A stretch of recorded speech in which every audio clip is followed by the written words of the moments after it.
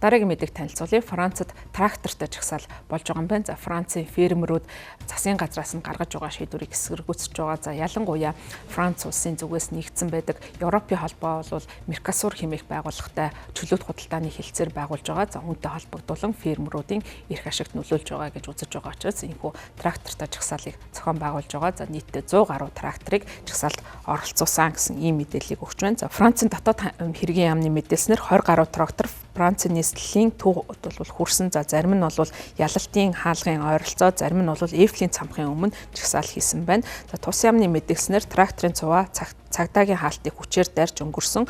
За тракторуудын ихэнхийг одоо Парис хотын хилийг тэмдэглэсэн гол замын хөдөлгөөний замууд дээр зогсоосон байна.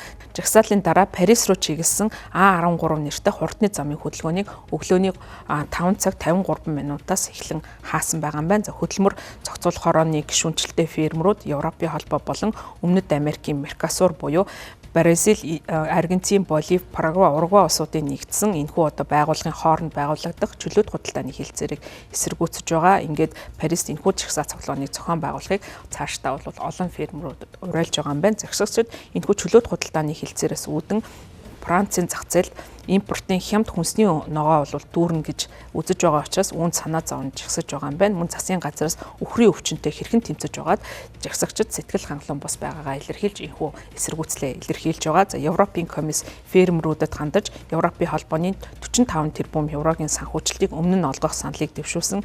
Меркосурыг дэмжихээ больсон орнуудыг татахын зорилгоор зарим орнуудад бордооны импортын татварыг бууруулах тохиролцоог бол хэд хоногийн дараа өмнө нь бол зарласан. За энэхүү хэд хоногийн дараагаас эхлээд уг эсэргүүцлийн жагсаал болж байгаа юм байна. За энэхүү хэлэлцээрийг Герман, Испани зэрэг орнууд дэмжиж байгаа бол комисс Италийн дэмжлэгийг авсан байгаа харагдаж байгаа. За одоогийн байдлаар бол Франц ус энэ одоо хэлэлцээрийг эсэргүүцэж байгаа учраас Францын дэмжлэгийг авах, за эсвэл дэмжилгүйгээр уг худалдааны хэлэлцээрийг батлахад шаардлагатай саналуудыг цуглуулахаар Еврокомиссээс ажиллаж байгаа юм байна. За дээрх одоо хэлэлцээртэй холбоотой санал хураалтыг баасан гарагт хийхээр төлөвлөж байгаа юм байна. За үүний өмнө бол Францын одоо фермерүүд эсэргүүцлээ илэрхийлж байгаа. За мөн фермерүүдийн зүгээс засгийн газар үхрийн арсны өвчнөд тэмцэж байгаа байдал дургуутж байгаагаа илэрхийлсэн. За өвчний улмаас бол үхрүүдийг олноор нь нядалж байгаа. За үүний оронд үхрүүдийг вакцинжуулах ёстой гэж фермерүүд үзэж байгаа юм байна. За Жиронд мужийн мэдгдснээр Бордо хотын ойролцоол 5 гарагийн орой 22 цагаас эхлэн